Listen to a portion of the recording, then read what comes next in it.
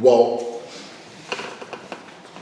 we are very happy, very pleased that the show does so very well in Japan.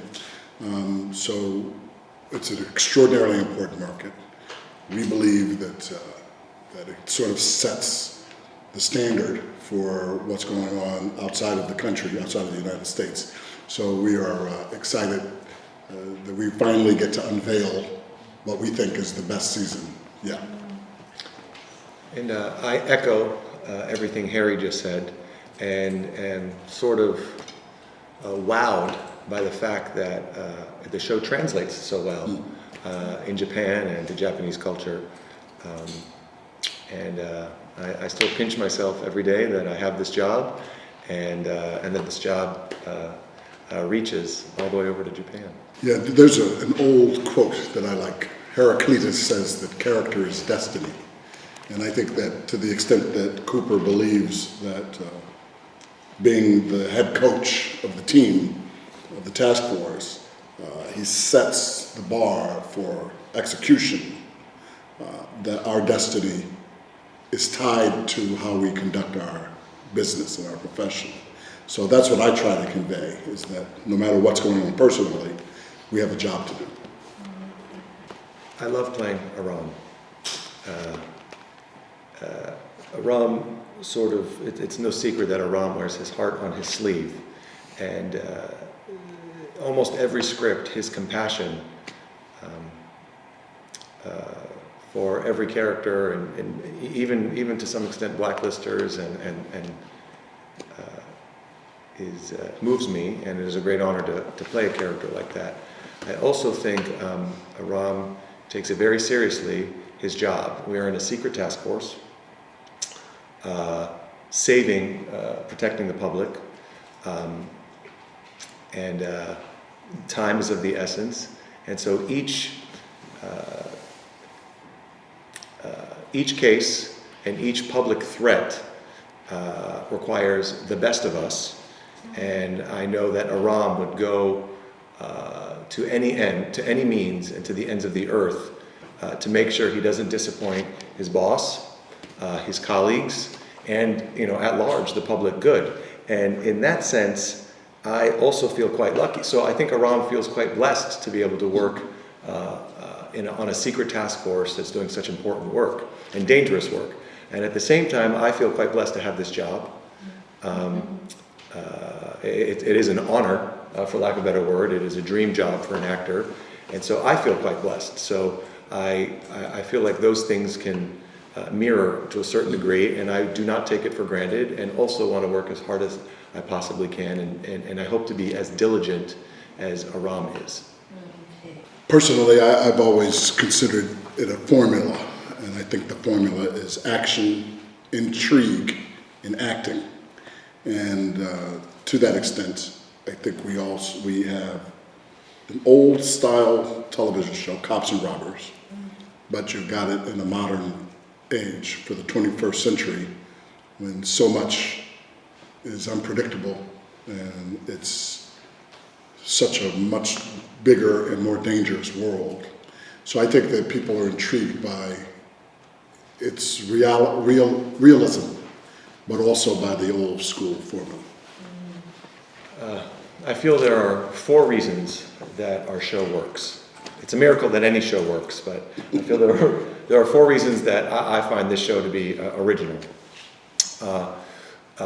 One, it is procedural, which is a proven formula where each week you have a new case, and they're complex cases, and they're fascinating cases, and how we get to the bottom of them, often as a task force, is in and of itself inherently interesting. The second aspect that I don't think had been done before The Blacklist is the serialized format of the show, with a deep mystery between Raymond Reddington and Liz Keene, and the conspiracies involved around their relationship and the network of blacklisters around the world. So it's not just each week we stop a bad guy. Each bad guy is linked to an aspect of either Raymond Reddington duping us, duping a greater good that we haven't seen, but all in the meanwhile, we as a task force are solving, protecting the public.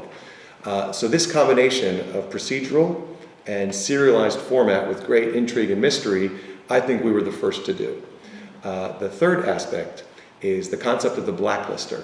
The blacklister, they say the greatest spies in the world are the ones we never met, we never knew of. So to have a TV show where these bad guys are absolutely undetected, with the exception from the public in any way, that the only way we can know about them is through a master criminal, is both fun to watch and also possibly true. And so it's almost like ripe for the imagination that you can create these larger-than-life bad guys, and they could exist because they are on a blacklist. And the fourth reason that I believe our show is successful, at the center of it, we have an American legend, James Spader. So him at the center of our show is, he's endlessly intriguing to watch. I do feel we have two master actors on our show that I learned from. One is James Spader, and the other is Harry Lennox. I'm going to defer to the expert here. I feel like our producers and our writers have a speciality, I don't know if that's the right word, in topping themselves and surprising and bringing the unexpected, which is not easy to do, especially now that we're in the middle of a fourth season. We're in something like 75 episodes. Right. Season 4, obviously the events at the end of season 3 with Liz Keane faking her own death, with the help of Mr. Kaplan, Tom Keane, and Mr. Kaplan, Tom Keane, somebody else? Mr. Kaplan, Tom? No, just those three, and he even tricked Dembe as well.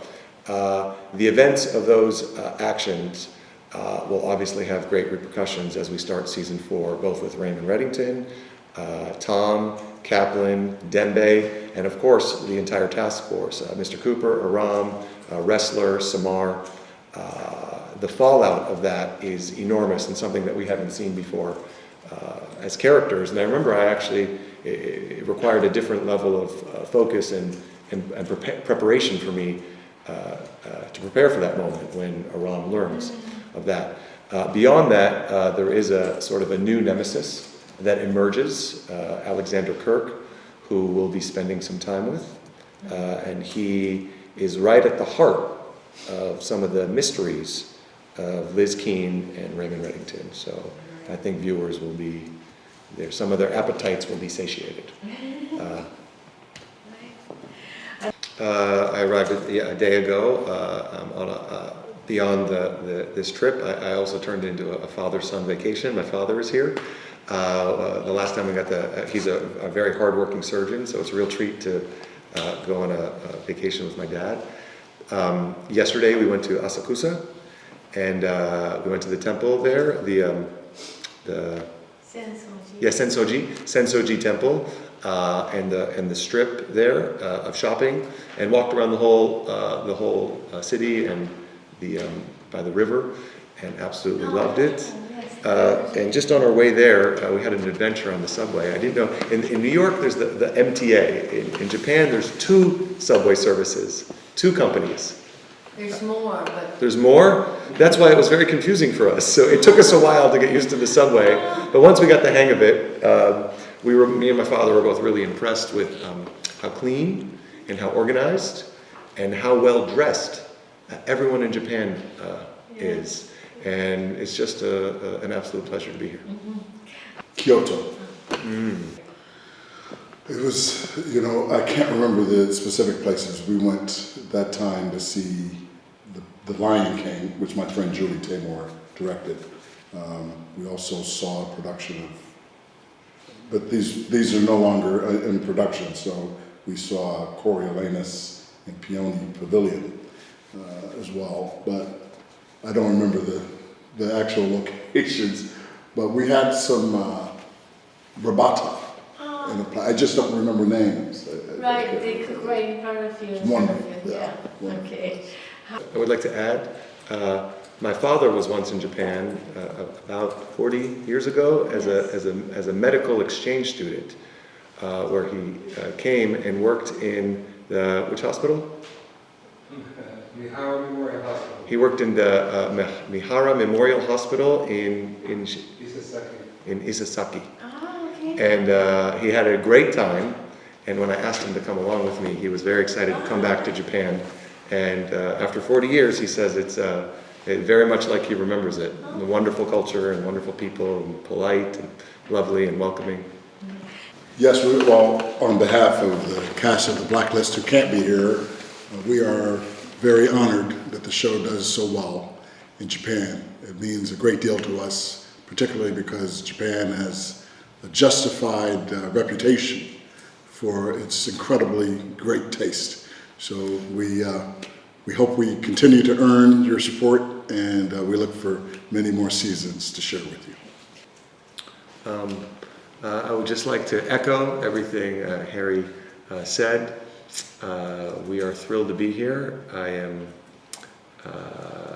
just absolutely tickled that The Blacklist does as well as it does in Japan and that it translates.